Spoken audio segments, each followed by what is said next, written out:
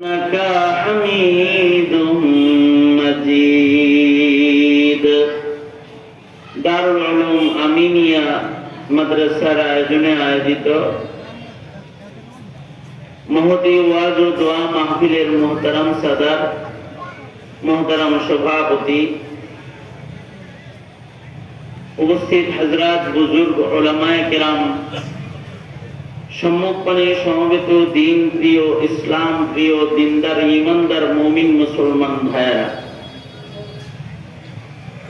এত সময় পর্যন্ত আমাদের সকল আর মুরব্বী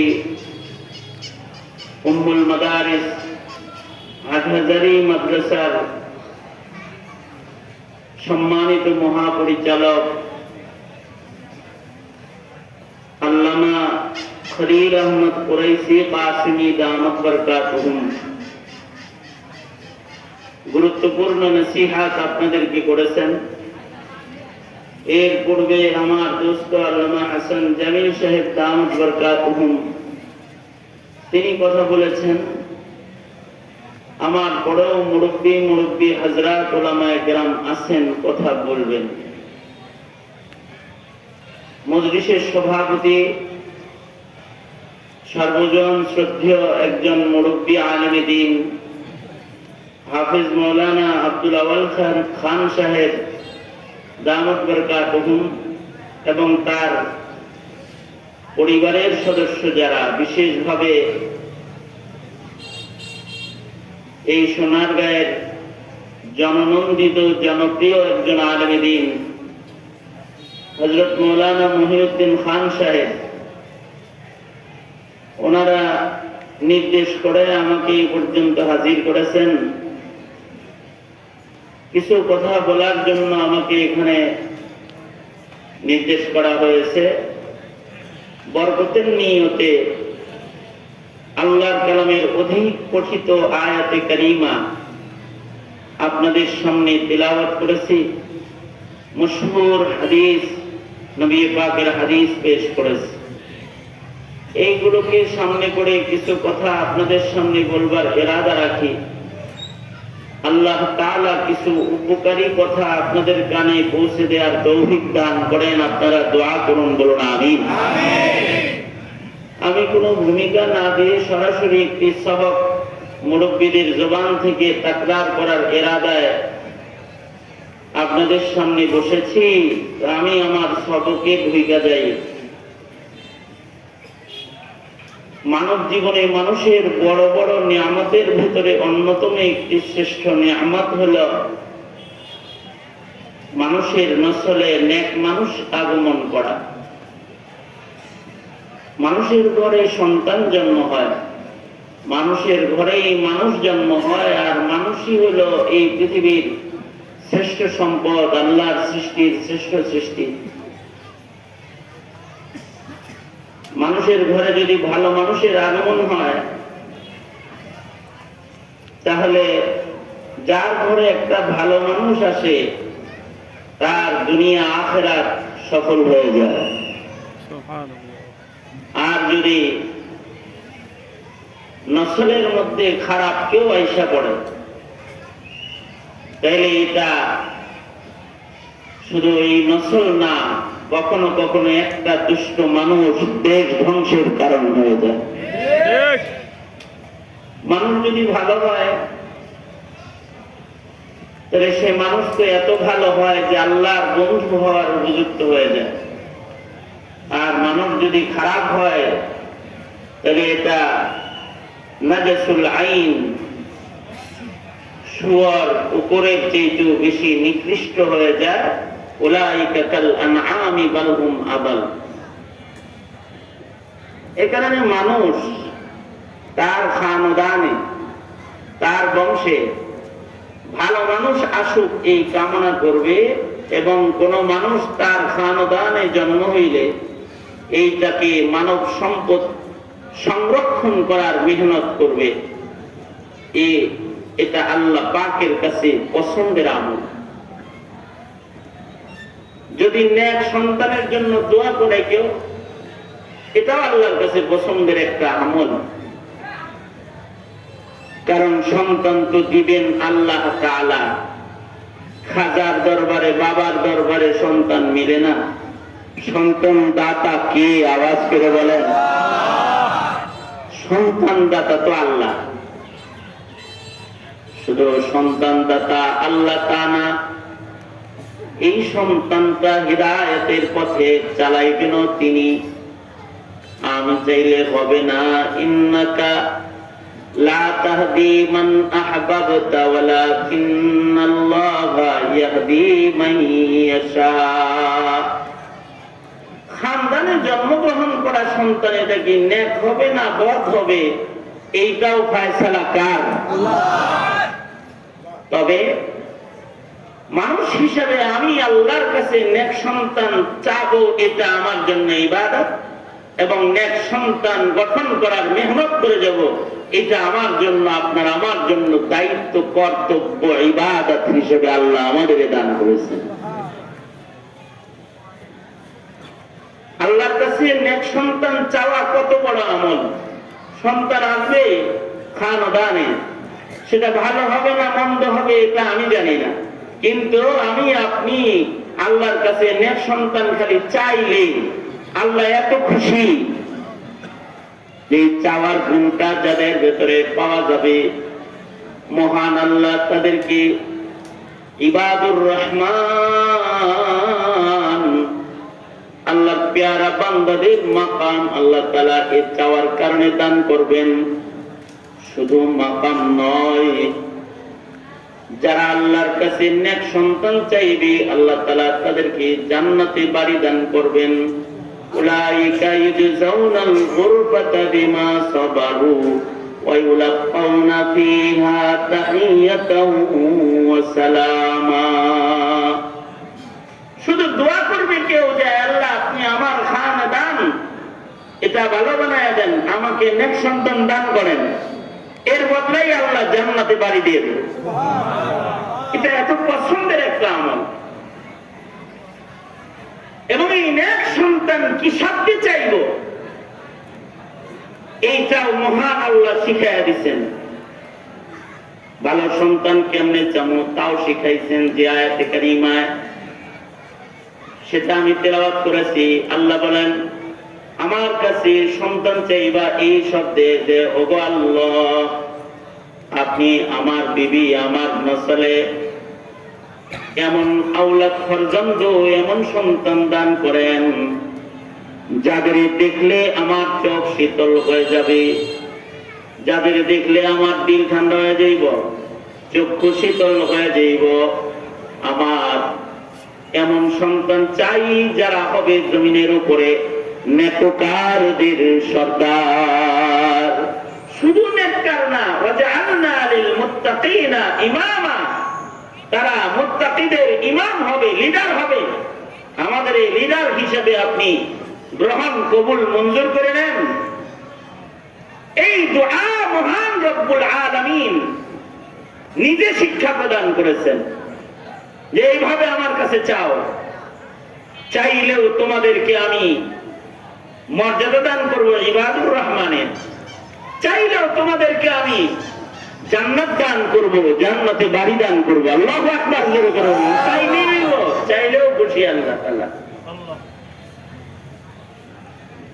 কারণ সন্তান দুই প্রকার। কিছু সন্তান আছে যাদের দেখলে পরে পিতা মাতার চোখের অশ্রু গড়ায়, আর কিছু সন্তান আছে তাদের দেখলে বাবা মার দিল ঠান্ডা হয়ে যায়। এক প্রকারের সন্তান আছে যাদের দেখলে চোখ জুড়ায়, আর এক প্রকারের সন্তান আছে যাদের দেখলে পরে চোখ অশ্রু ঝরায়। এক প্রকারের সন্তান হলো নেককার, নেকির কাজের সর্দার। আবার মানুষের ঘরে হয় গান জুটি লিডার, মতখোরদের লিডার, নাস্তিকদের লিডার, হাসিনার মতো খুনিদের লিডার। এটা মানুষের ঘরেই জন্ম হয়। এই রকম কেউ যেন খানদানের ভেতরে না আসে। আল্লাহ মেনশন করে চাইতে পারে। নেককারদের সর্দার আমার কাছে চা, নেককারদের সর্দার চাইবা। যদি সন্তান হয় নেককার ও নেককারদের সর্দার, তাইলে এমন সন্তান দুনিয়ার জীবনে হয় বাবা মার জন্য সুকুন, ইতমিনান, রাহাত এর কারণ, আর বরজখে হয় রহমতের কারণ। কারণ এমন সন্তানগুলা সব ভুললেও মা বাপ ভুলে না। মা বাপ কবরে থাকলে সন্তানগুলা হাত পাইতে কয় রব্বিরহামহুমা কামা রাব্বায়ানি সগীরা। এই সন্তানগুলা মা বাবার জন্য দোয়াকামী সন্তান, দোয়া করে এরা। যে সন্তানগুলা পিতামাতার জন্য দোয়া করে, এই সন্তানগুলা মা বাবার জন্য রহমত সন্তান। আল্লাহর রাসূল বলেন, মানুষ যখন মরে যায় তার সব ইনকামের দরওয়াজা তার বন্ধ হয়ে যায়, কিন্তু তিন পথে মরার পরেও ইনকাম জারি থাকে। একটা পথ হলো ইল্লা মিন সাদাকাতিন জারিয়াতিন। কেউ যদি মসজিদ মাদ্রাসা করে যায়, রাস্তাঘাট করে যায়, কালভার্ট করে যায়, দিনের কাজ যদি কেউ করে যায়, মানুষের উপকার হয় এমন কাজ যদি কেউ করে যায়, তার এই কর্মের ফসল সে মৃত্যুর পরেও কবরে সে পাইতে থাকে। তার কৃত কর্মের দ্বারাই মানুষ উপকৃত হয়, তো মহান আল্লাহ তাকে কবরে শোয়া শোয়া সওয়াব দেয়। সুবহানাল্লাহ বলে। আও ইলমিন ইউনতাফাউ বিহি, কেউ যদি জমিনের পরে ইলমি দ্বীনের কাজ করে যায়, খেদমত করে যায়, তো অমন সন্তান, অমন মানুষের ইলমি খেদমত তাকে কবর জগতেও শান্তি দেয়। মাসালান কিছু ছাত্র বানায় গেছে, কিছু হাফেজ বানায় গেছে, আলেম বানায় গেছে, কিছু নেককার শ্রোতা বানায় গেছে। তার নসিহা থেকে কেউ উপকৃত হয়েছে, তার দর্শ থেকে কেউ উপকৃত হয়েছে, তার মেহনতের দ্বারা কিছু ইলম বন্টন হয়েছে। খালি মাহফিল করলেই হয়, ওয়াজ মাহফিলের আয়োজন করলেই হয়, পরিবেশ খেয়াল রাখতে হয়, এদিক দিয়ে ভলেন্টিয়ার দাঁড় করাইতে হয়। ওয়াজ মাহফিল এত বেয়াদব হইলে ওই ওয়াজের রুহানিয়ত থাকে না। একটা ভলেন্টিয়ার নাই এখানে। এই বাচ্চারা লাফাইতেছে, খেলতেছে, চিল্লাইতেছে, এগুলো থামানোর মতো কেউ নাই। তো রুহানিয়ত যদি না থাকে, এই নসিহা আসর করবে না, এই নসিহা স্মরণ থাকবে না, এই নসিহা হৃদয়ের ভেতরে ঢুকবে না। এগুলোর আদব আছে। তো ওয়াজ তো এত বেয়াদব জিনিস না, এটা যেমনি তেমনি করলেই হয়ে যায়। এটার অনেক আদব, এটার উপকার পাওয়ার জন্য অনেক মেহনত করা লাগে। আপনারা যারা সামনে আছেন তাদেরকে আমি বলবো, আপনারা কমাস কম মজলিসমুখী থাকেন, আর ইন্তেজামের পক্ষ থেকে মাদ্রাসার কোন উস্তাদ পেছনে দাঁড়ান, হয়তো বাচ্চাদেরকে বসান, তাছাড়া ওদেরকে আপনার মাদ্রাসায় ঢুকান, এখানে বয়ানের পরিবেশ বাকি রাখেন। আমি কি বলতেছিলাম যে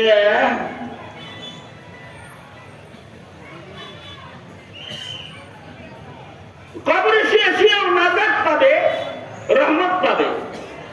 ইলমি খেদমত করে গেছে, তার খেদমতের দ্বারা জাতি উপকৃত, তারা মাসাইলের উপরে চলতেছে, তারা শরীয়ত মানতেছে, সে কবরে শুয়ে শুয়ে সব পেতে থাকবে। সুবহানাল্লাহ।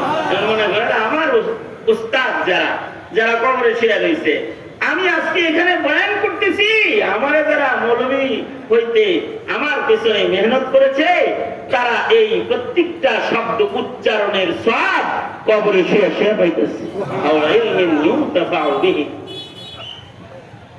লাস্ট হলো এমন সন্তান যদি কেউ নসলে রেখা যায়, যে সন্তানটা তার জন্য দোয়া করনেওয়ালা সন্তান,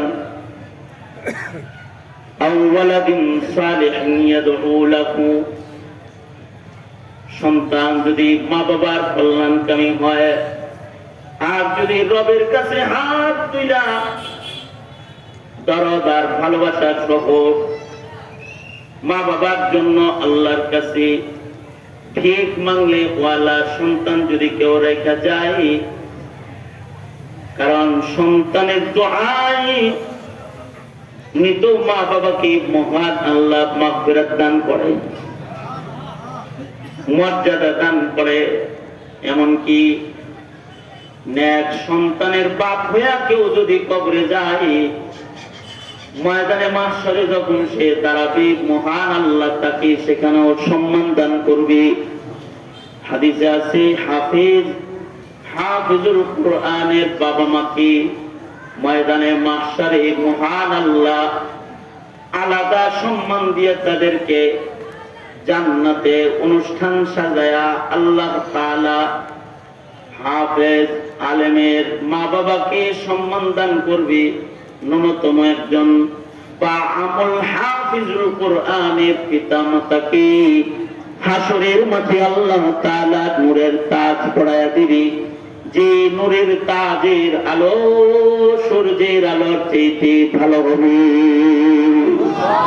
এই মাকামি মর্যাদা সন্তানের কারণেই পাবে।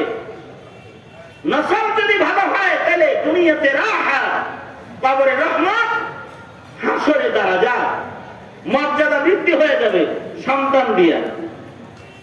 আর যদি নসল খারাপ হয় তাহলে দুনিয়াতে সে পাবে মানুষের তিরস্কার, বেইজ্জত, চোরের বাপ, ডাকাতের বাপ, খুনির বাপ গালি হবে, বাটপারের বাপ, জালেমের বাপ, রক্ত একটা জালেম হইছে এই গালি দিবে।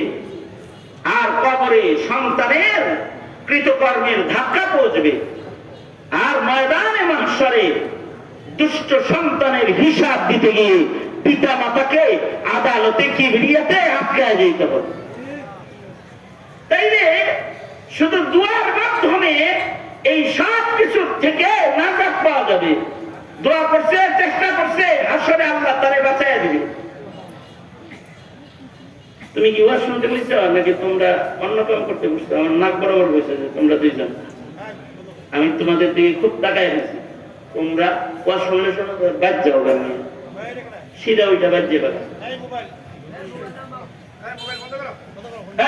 তোর দিকে তাকায় দিচ্ছি, কালো যে কালো জামাতে তুই তুই তুই তুই আমার দিকে তাকায় দেয় রাগ হচ্ছে, কারণ আমার বয়ান অত দিকের জন্য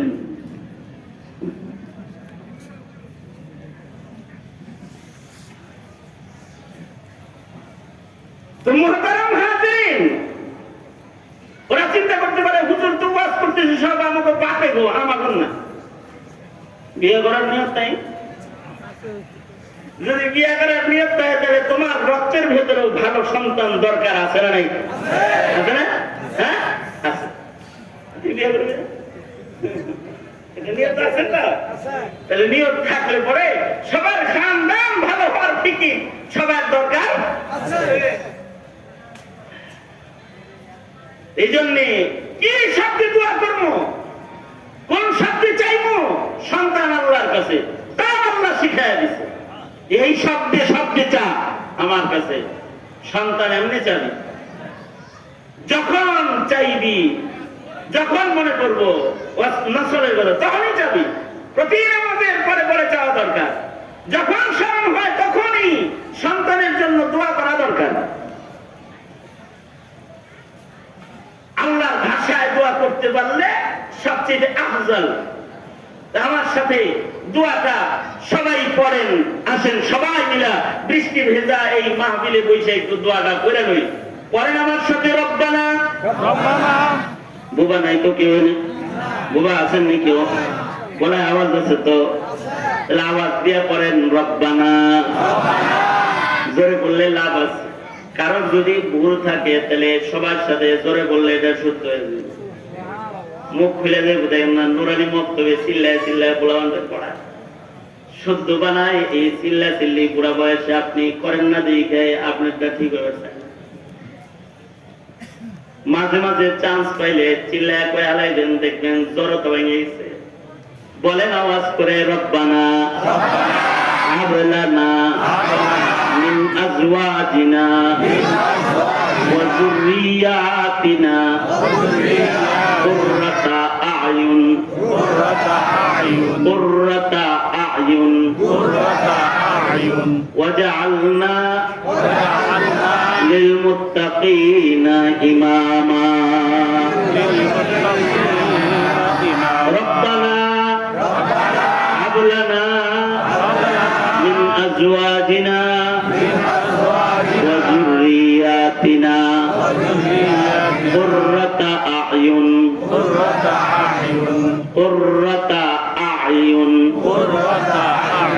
وجعلنا للمتقين إماما যদি আরবিতে না বাইরে হয় তাহলে কি দোয়া বন্ধ করে দিবেন না, তাহলে যেটা বাইরে হয় ওই শব্দ আল্লাহর কাছে চাইবেন। বাংলা বাইরে তো বাংলায় বলেন, আল্লাহর কাছে বাংলায় চায়া ফেলাইবেন এমন সন্তান দি আল্লাহ, এমন সন্তান দি কামাই খাওয়ার আশা নাই, আমি মরে গেলে দোয়া করবে যে এমন সন্তান দে আল্লাহ, এমন সন্তান দে কামাই খাওয়ার আশা নাই, মইরা গেলে দোয়া করবে যে। কারণ বাবা মার সন্তানের দোয়ার খুব দরকার। দোয়ার কারণে গুনাহগার পিতামাতাকেও মহান আল্লাহ মাফ করে দেয় নেককার সন্তানের দোয়ায়। আল্লাহু আকবার। বাবা মার দোয়া যেমন সন্তানের জন্য উপকারী, সন্তানদের দোয়াও পিতা মাতার জন্য উপকারী। এ কারণে বাবা মায়ের সন্তানের জন্য কেমনে দোয়া করবে তাও শিখাইছে কে? আল্লাহ। আবার সন্তান বাবা মার জন্য কোন শব্দে দোয়া করবে এটা শিখাইছে কি? আল্লাহ। আল্লাহ কয় বলবেন রব্বির হামহুমা কামা রব্বায়ানি সগীরা। বলুন আওয়াজ করে, রব্বির হামহুমা কামা রব্বায়ানি সগীরা। রব্বির হামহুমা কামা রব্বায়ানি সগীরা। সন্তান পিতামাতার জন্য দোয়া করবে, এটা আল্লাহর পছন্দের। এখানে সন্তানদেরও মহান আল্লাহ দোয়া শিখাইছে। তুই আমার কাছে তোর মা বাবা যে তোর উপরে রহম করেছে, লালন পালন করে ছোট্টবেলায় কষ্ট করে যত আদর তোরে করছে, এর চেয়ে বেশি আদর তুই তোর মা বাবার জন্য আমার কাছে চা। তুই আমাকে বল যে আল্লাহ ছোটবেলায় আমাদের বাপ মা আমাদের যেমন আদর করেছে, আল্লাহ আপনি আমাদের আব্বা আম্মারে ওইরকম আদর করেন, কষ্ট দিবেন না আল্লাহ, আপনি আমার আব্বা আম্মারে মাফ করে দেন। কোন সন্তান যদি এমনটি দোয়া করে, সরওয়ারে দো আলম নবী বলেছেন এই দোয়াগুলো সন্তানের মুখ দিয়ে বের হওয়ার সাথে সাথে মহান আল্লাহ তাদের পিতা মাতার কবরের আযাব মাফ করে দেয়। তাহলে দোয়া করার ইয়াদউ লাহু, যে সন্তান দোয়া করবে তার জন্য, এমন সন্তান পিতা মাতার জন্য অনেক বড় আযীমুশ শান নেয়ামত। এ কারণে এই দোয়াগুলো নিয়মিত করতে থাকা, লাভ হবে দুনিয়াতে, কবরে এবং আখিরাতে। কারণ ভালো একটা সন্তান যদি কারোর ঔরসে থাকে, বুড়া বয়সে বৃদ্ধাশ্রমের দরজা খোঁজা লাগে না, ভিক্ষা ঝুড়িলে ঘোরা লাগে না, দরজা বন্ধ করে কান্নাকাটি করা লাগে না, সন্তান খাদেম হয়ে পাশে থাইকা যায়, দাঁড়ায় যায়। এ কারণে একটা ভালো খাদেম, ভালো সন্তান অনেক বড় একটা নিয়ামত। এই সন্তান আল্লাহর কাছে চাওয়া।